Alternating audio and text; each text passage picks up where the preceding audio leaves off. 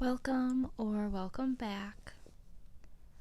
This video we are making a background for the first story on the Happy Little Pup.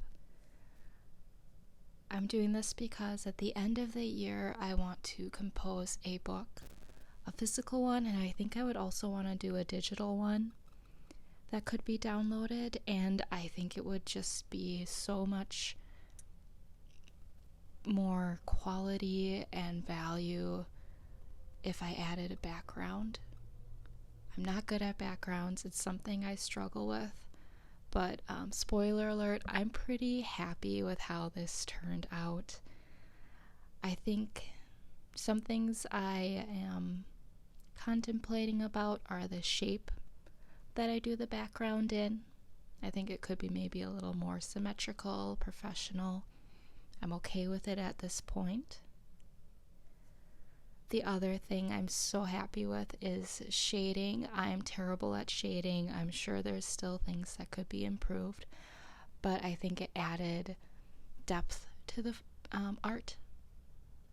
And that's my main goal. I think it's fairly believable how the sun is hitting the happy little pup as well as how the shadows are cast. So I'm using skills I learned from Shy Fox YouTube channel. She teaches you about digital art. So on this one I am using the curve shape tool. It helps get nice clean lines for your line art portion. I'm going to speed up the rest of this video so it's not so long. I'm just cleaning up the lines with the eraser tool.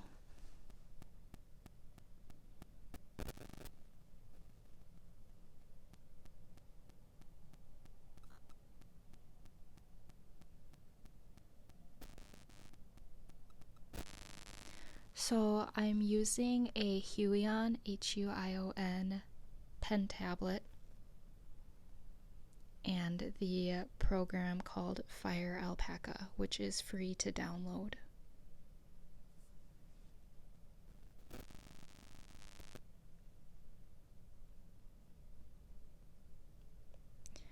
The shape, in my mind, I didn't envision very stark, harsh borders and lines. I wanted something kind of loopy and boopy like this. And we'll see where that evolves down the road.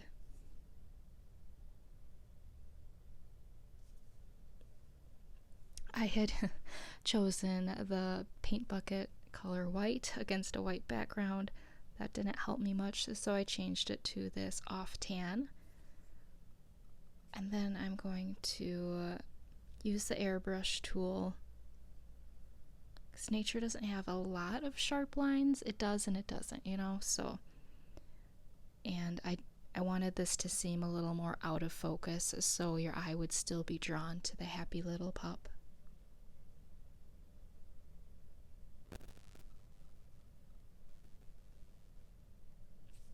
The first story, it's just the happy little pup introducing the character.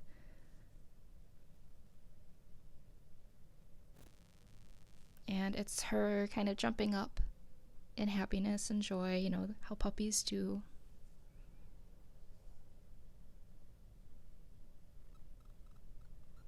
So I thought maybe there'd be this little dirt patch and grass just on that type of terrain. Keeps it from being such a solid color. Adds a little more interest visually.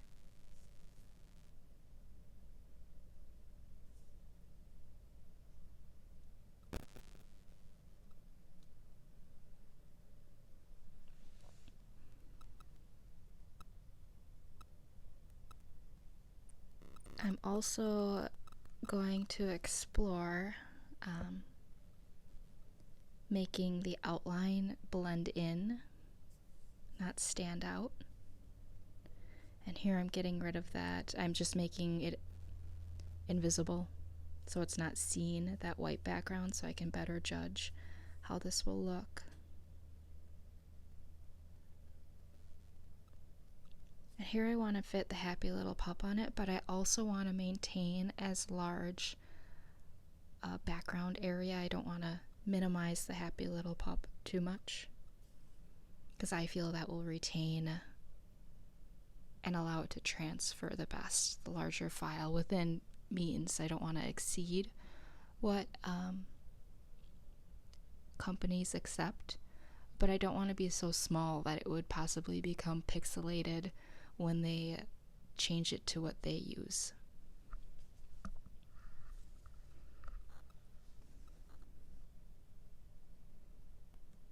So I just merged down all of the background layers, aside from the actual background layer. That wasn't helpful.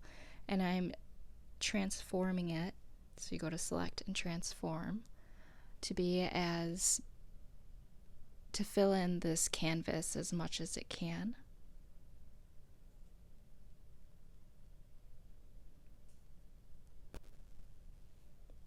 And you can see that the canvas is maybe a little bit taller than would be ideal. I could change that. I don't end up doing that. I just kind of am happy with my results and I keep on rolling through. So it's nice to watch this. The top left little bump and hump, I think that's something I want to just make one larger bump, not have that little hoop there. So that might be something I go back and change.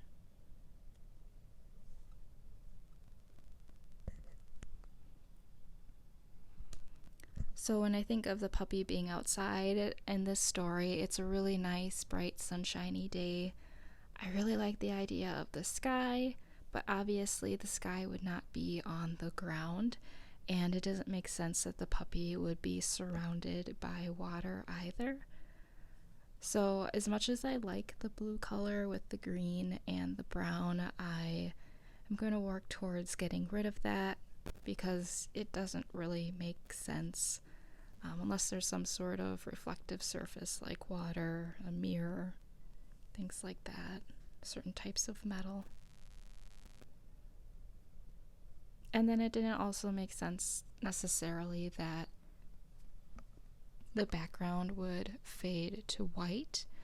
I know a lot of times we'll use that white vignette feature when we edit our photos. So just experimenting, seeing how that looks.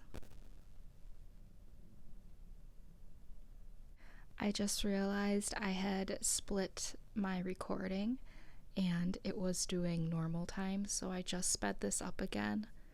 So it should go by a little bit faster now.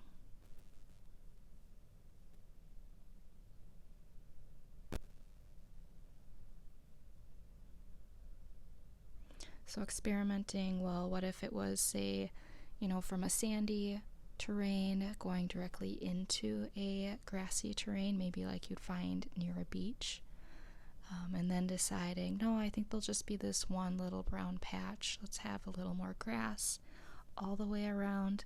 I liked how it gave it a more defined border. The tan color kind of disappears.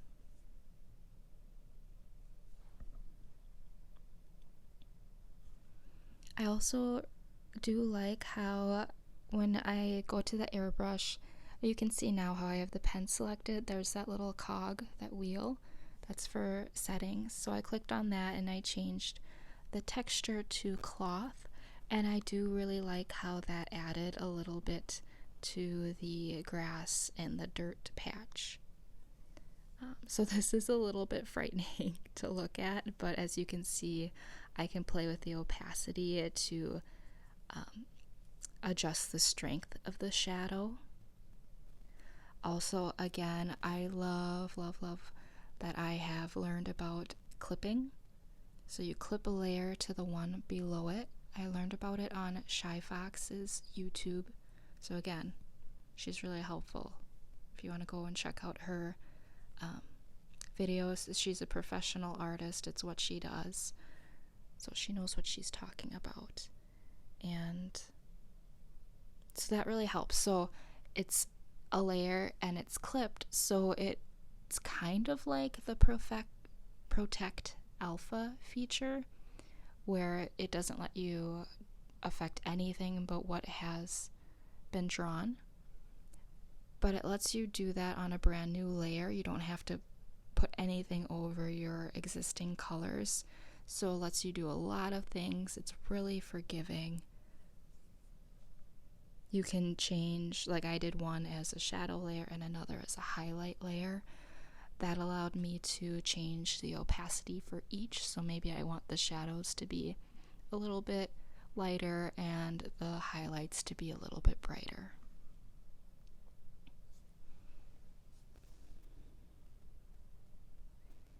Here I was just really trying to figure out and think about how the sun would be hitting the happy little pup. Again, not my strong suit, but practice should help me with this.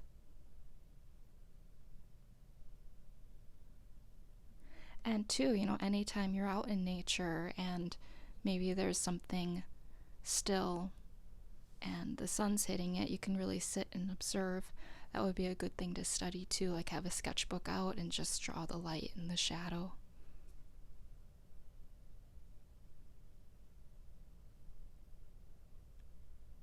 I'm really happy with how much depth this adds. It's just a little more believable.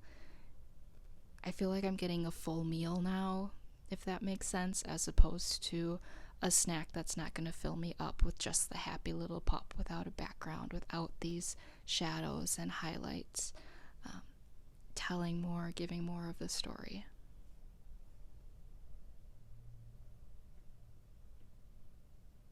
I was thinking a little bit maybe I should have made the highlight color something other than white. But again, at this point, I want to keep it simple. So here's the exciting part. Now I'm going to the Happy Little Pup WordPress blog, and I'm going to change story 1 to this one with the background, and we're going to see how that turns out. So yes, I do have a blog. I post the stories every 2 months, and then my YouTube channel, I have screen recordings of me creating the stories, and I read popular classic books that are public domain because I want to become better at reading stories. I think storytellers are awesome, and it's something I want to work on. And here, I don't have great internet Wi-Fi, so it sits for quite some time uploading, so I'm gonna skip to this being done. So there she is, the happy little pup, and there's her little story. I'll scroll down and you can see story 2. That's where she has a little butterfly friend, and I have not made a background for that one yet. I'm looking back on these, I feel like the highlight colors might be a little bit too strong, so I think I'm just gonna sit on it. I might end up changing it, you guys, and replacing this with a little different one. So here's story 2 that you can see. Let me go back up. Happy little pup. I like it though. I mean, overall, it could be so much better, I know, but I am happy with that change. I just feel like it's much richer content.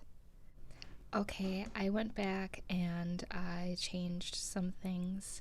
I addressed the highlights. I manipulated the shadows a little bit more, and I added a lot more texture to the background, which I was just showing you. I really like how the tiny little speckles add a different effect to this art.